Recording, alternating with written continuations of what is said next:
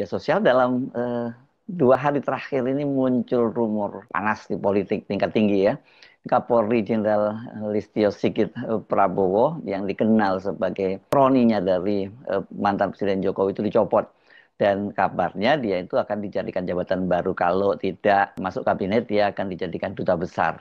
Nah, kalau duta besar kira-kira di mana nih? Kalau berdasarkan pengalaman para pendahulunya, ya mantan Kapolri itu biasanya ditempatkan sebagai duta besar di Malaysia. Ini biasanya yang karena banyak menangani persoalan-persoalan yang berkaitan dengan para pekerja migran Indonesia. Soal Listio Sigit bakal dicopot itu sungguhnya tidak terlalu mengejutkan karena dia sendiri kan sudah menjadi Kapolri cukup lama. Listio Sigit itu dilantik jadi Kapolri pada tanggal 27 Januari 2021. Artinya sekarang ini sudah hampir 4,5 tahun ya, atau sudah hampir lah 4,5 tahun ya. Ini bahkan dia lebih lama dibandingkan dengan Tito Karnavian yang menjabat Kapolri selama 3 tahun 3 bulan. Kenapa saya bandingkan dengan Tito Karnavian? Karena mereka ini sama-sama angkatan muda yang melompat beberapa angkatan melewati senior-seniornya yang dipilih oleh Jokowi menjadi Kapolri. Jadi kalau melihat usia jabatannya wajar kalau dia diganti, kendati masa pensiunnya masih lama, masih 2 tahun lagi, yakni tanggal 5 Mei 2027. Sama Tito waktu itu juga pensiunnya masih lama, tapi kemudian dia dipensiunkan dan diganti oleh Idam Aziz yang hanya menjabat 1 tahun. Apalagi kalau selain soal lamanya masa jabatan, kan Listio Sigit ini selalu dikait-kaitkan dengan kedekatannya dengan mantan Presiden Jokowi, dan dia ini masuk dalam kelompok yang disebut oleh media sebagai geng Solo. Dan oleh media, geng Solo itu dikaitkan dengan para perwira tinggi TNI dan Polri yang pernah bertugas di Solo saat Jokowi masih menjadi wali kota. Dan mereka ini, para perwira TNI dan Polri itu karirnya melejit sampai ke puncak pimpinan bersamaan dengan melejitnya juga jabatan Jokowi menjadi presiden selama 2 periode. Jadi kalau dengan kriteria itu berarti memang Kapolri sekarang ini, kemudian Panglima TNI Jenderal Agus Subianto, dan juga Kepala Staf TNI Angkatan Darat Jenderal Maruli, ini juga semuanya adalah geng Solo. Kalau Maruli kan apalagi dikaitkan dengan mertuanya, yakni Jenderal Kehormatan Luhut Panjaitan, yang dia adalah tangan kanan dari Joko Widodo. Jadi kalau soal diganti, rasanya memang sudah waktunya dan sudah keharusan kalau Pak Prabowo itu mau betul-betul bisa mengendalikan sepenuhnya Polri. Ya, saya kira selain Polri ini kan mestinya ke Panglima TNI, kemudian juga Jaksa Agung itu juga harusnya sudah mesti diganti. Karena mereka sama-sama ini semua masa jabatannya sudah cukup lama semua nih. Jaksa Agung juga malah sudah sejak periode kedua pemerintahnya Jokowi Ma'ruf, kan dia juga sudah terpilih menjadi Jaksa Agung. Tapi yang cukup mengejutkan itu, ini adalah soal nama penggantinya. Karena disebutkan nama penggantinya itu adalah Komisaris Jenderal Polisi Rudi Herianto Adinugroho, yang sekarang ini dia menjadi Sekretaris Jenderal Kementerian Kelautan dan Kementerian Perikanan dan Kelautan ya. Jadi kendati dia masih Polri aktif, masih perwira tinggi Polri aktif, namun dia sudah berada di luar Mabes Polri. Nah, ini saya nggak tahu nih aturannya bagaimana, apakah sama dengan TNI ini, dia kan masih aktif, harusnya kalau dia di luar struktur kepolisian, ya dia harusnya sudah pensiun. Tapi ternyata dia belum pensiun gitu ya. Kabar bakal dicopotnya Listio Sigit itu tadinya hanya berupa cuitan dan unggahan di media sosial. Namun belakangan ini sejumlah media online itu sudah mulai memberitakannya. Jadi ini ada amplifikasinya gitu ya.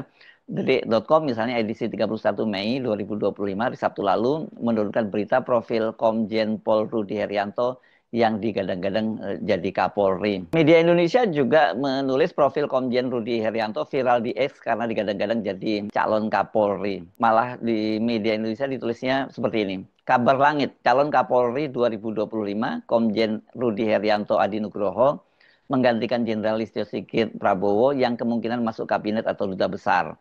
Itu tulis akun @Mr_Cosa Nostra yang dikutip pada hari Sabtu 31 Mei. Jadi media Indonesia mengutip juga dari media sosial. Unggahan tersebut kemudian viral dan menjadi perbincangan warganet, dan hingga artikel ini ditulis, unggahan itu telah dilihat hingga 1 juta kali dan mendapat ratusan reaksi yang beragam. Gede banget ya kalau di X dia sampai 1 juta dan itu pada hari Sabtu yang lalu. Saya tidak tahu hari ini karena saya bukan orang yang terlalu aktif di media sosial. Paling saya punya ya untuk ngintip-ngintip saja gitu ya. Berita yang sama juga dimuat di vivanews.co.id dan juga jaringan Tribun itu juga mengunggahnya ini. Kalau jaringan Tribun ini banyak banget, luas banget ya di seluruh Indonesia. Jadi ini betul-betul memang jadi hot rumor politik begitu. Di akun media sosial Threads itu kabar itu juga ramai diperbincangkan. Ini saya misalnya mendapat kiriman ini akun nekbong_nek juga mengunggah ini isu ini, ada foto Rudi ini, tapi saya lihat fotonya masih berpangkat Irjen atau bintang 2 disertai dengan narasi kabar langit, titik 2 calon Kapolri 2025 Komjen Rudi Herianto AN menggantikan Jenderal Listio SP yang kemungkinan masuk kabinet atau duta besar. Semoga kabar ini benar dan benar. Nggak sabar lagi aku. Bukan ternak mul dan tidak melempem seperti kerbau ditarik jingur. Kemudian tagar Polri dan tagar Kapolri. Ini berarti sumbernya sebenarnya sama. Ini cuma ada tambahan lagi tadi yang dia mengaku dia nggak sabar karena, supaya ternak Mulyono ini diganti gitulah. Namun unggahan Nek Bong Nek itu kemudian dikomentari oleh Joko Hadi Pangestu. Ini saya lihat hari ini baru 2 jam, beberapa jam yang lalu ketika saya berita ini dibuat dari 2 jam yang lalu.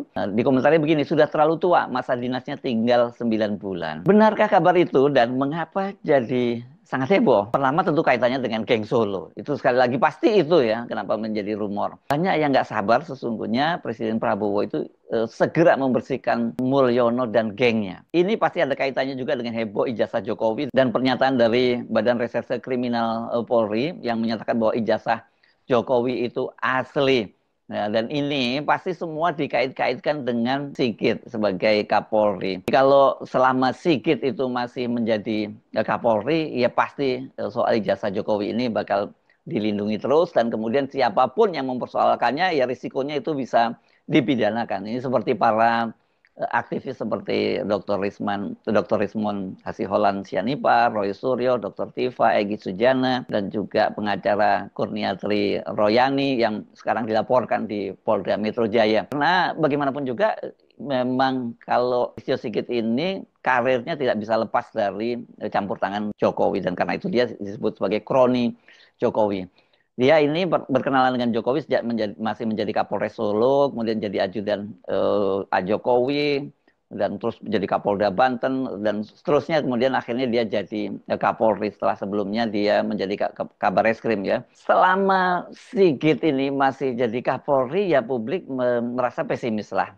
Ijazah Jokowi itu bisa tuntas diusut gitu. Begitu juga dengan kasus-kasus lain yang melibatkan Jokowi, keluarga dan kroninya itu dipastikan aman selama Listio Sigit itu menjadi Kapolri. Itu persepsi publik yang saya kira tertanam sangat kuat ya. Tapi mengapa kok yang muncul nama Komisaris Jenderal Polisi Rudi Herianto yang ini menurut saya sangat menarik. Kenapa? Pertama, Komisaris Jenderal Polisi Rudi Herianto itu bukan lulusan Akademi Kepolisian Akpol. Akan jadi sejarah ini kalau dia jadi Kapolri non Akpol. Ini saya kira non Akpol pertama ya. Saya nggak tahu kalau orang seperti yang lama-lama seperti Pak Ugeng dan sebagainya ini bukan Akpol ya, karena kan dulu polisi juga kan Akabri ya kalau waktu itu. Nah kalau Akpol saya kira ini dia akan jadi Akpol pertama, non Akpol pertama yang jadi Kapolri. Kedua, benar seperti dikatakan oleh Joko Hadi Pangestu tadi, usia pensiunnya memang tinggal 9 bulan kalau betul dia yang dipilih oleh Prabowo. Komisaris Jenderal Rudi Herianto ini lahir di Jakarta tanggal 17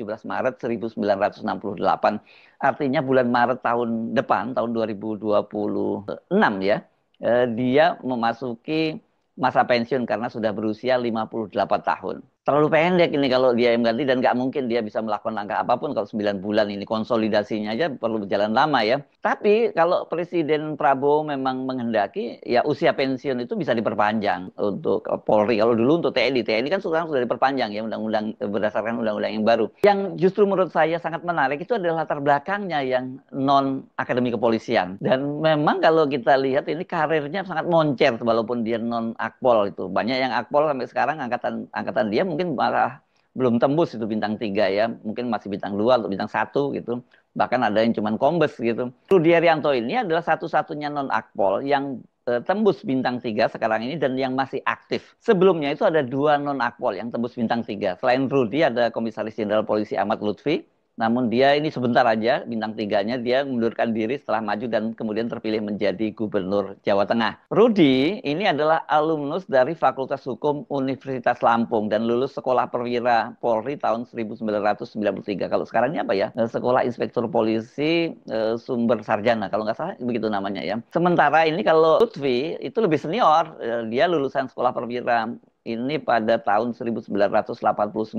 Rudi juga lebih moncer ya, karena dia meraih bintang 3 pada tahun 2023, sementara Lutfi itu dinaikkan jadi bintang 3 sebagai persiapan karena dia mau jadi gubernur. Jadi ya semacam kenaikan pangkat kehormatan. Tapi kalau lihat posisinya sebagai Kapolda, Lutfi lebih prestisius karena dia menjadi Kapolda Jawa Tengah, sementara Rudi itu dia menjadi Kapolda Banten. Tentu lebih kecil ya Banten dibandingin Jawa Tengah. Bedanya ini kalau antara Rudi dan Lutfi, Lutfi ini juga dikenal bagian dari geng Solo atau kalau netizen menyebutnya Termul, Ternak Mulyono begitu ya. Dia itu menjadi Wakapolres Solo saat Listio Sigit menjadi Kapolres Solo dan Joko Widodo menjadi wali kotanya. Jadi dia benar-benar asli geng Solo gitu. Apalagi dia maju menjadi gubernur Jawa Tengah pun didukung penuh oleh Joko Widodo ini ya. Masih ingat ya Pak Prabowo membuat video endorsement terhadap Lutfi yang pada waktu itu rupanya diperintahkan oleh Joko Widodo. Jadi benar ini para netizen kalau menyebut dia sebagai Ternak Mulyono. Sementara Rudi Herianto sejauh ini tidak ada jejak persentuhannya dengan Jokowi. Tapi karir dia juga melejit loh di eranya Joko Widodo itu. Kalau melihat rekam jejaknya sejak lulus sekolah inspektur polisi sumber sarjana gitu, sekarang ini namanya ya, dia banyak berkecimpung di dunia reserse dan bidang hukum. Komisaris Jenderal Polisi Rudi Herianto Adi Nugroho tercatat pernah menjabat sebagai Kasubdit Peraturan Bidang Kumdang Divpinkum Polri pada masa awal karirnya di kepolisian. Kemudian juga dia pernah menjadi Kapolres Cimahi pada tahun 2010. Dan setelah itu tahun 2011, Rudi itu dimutasi menjadi Kasubagsun Undang-Undang Baksunkum Rosunluhkum Divkum Polri. Ya, susah banget ini namanya. Tahun setelahnya itu dia kemudian menjadi Kadense Ropaminal Divpropam Mabes Polri. Dan pada tahun 2015 dia menjadi Dirreserse Kriminal Umum Polda Metro Jaya. Ini jabatan cukup prestisius loh, posisi kombes dan biasanya ini biasanya stepping stone para lulusan Akpol itu kalau mau naik jadi perwira tinggi. Kemudian dia menjadi direktur Dirtipiter di Bareskrim Polri pada 2017 dan Dirtipideksus Bareskrim. Ini tidak pidana khusus maksudnya Bareskrim Polri 2018. Nah ini sebenarnya karirnya harusnya udah hampir selesai ini ya. Karena kemudian dia masuk menjadi Widya Iswara Utama Seskrim Polri. Tapi dari situ kemudian dia ternyata dipromosikan menjadi Kepala Divisi Hukum Polri tahun 2019. Karirnya kemudian dia menjadi Kapolda Banten tahun 2020. Nah dari Banten inilah dia kemudian pangkatnya dinaikkan jadi Komisaris Jenderal karena dia ditugaskan di perikanan itu ya, di Kementerian Perikanan dan Kelautan. Pada saat dia menjadi Kapolda Banten itu, rupanya ini dia tetap aktif ya di dunia akademis karena kemudian dia mendapat gelar profesor dari alma maternya yakni Universitas Lampung dan dia juga tercatat menjadi Ketua Umum Ikatan Alumni Universitas Lampung. Tentu sangat menarik kalau benar dia yang dipilih Prabowo jadi Kapolri dan timbul pertanyaan karena sekarang ini polisi itu kan ya dikuasai sepenuhnya oleh Akpol dan Akpol ini kan terkenal sebagai esprit de corps-nya nih ya. Dan ini bukan hanya soal esprit de corps Akpol dan kemudian juga angkatan Akpol itu sangat kuat. Jadi kalau dia yang kemudian menjadi Kapolri, ini siapa backupnya gitu? Karena pergengan itu ada. Misalnya sekarang ini ya, Listio Sigit itu kan alumni Akpol 1991 dan ini nggak main-main. Ini data tahun 2024 aja Akpol 1991 itu sudah ada 91 orang yang jadi jenderal. Kemudian ada 4 orang diantaranya itu yang sudah bintang 3, artinya komjen, dan ada 14 Kapolda, itu dari angkatan Akpol 1991 itu. Jadi begitu Listio Sigit menjabat, ya pasti teman-temannya juga berjaya lah begitu ya. Ini catatan Agustus 2024, mungkin sudah bertambah sekarang ya. Siapa saja yang sudah menjadi bintang 3 itu? Ini ada namanya Komisaris Jenderal Wahyu Bidada. Ini teman satu angkatan Kapolri yang pertama kali bergelar Komjen, tentu saja di luar Listio Sigit, dan jabatannya adalah sekarang Kabareskrim. Tapi memang ini layak ya, karena dia adalah lulusan terbaik Adi Makayasa 1991 dan kemudian di sekolah lanjutan juga dia terbaik terus gitu. Nasib aja ya, garis tangan aja yang membuat dia mungkin kalah dengan Listio Sigit, tidak menjadi Kapolri. Karena Listio Sigit lebih dekat dengan Joko Widodo.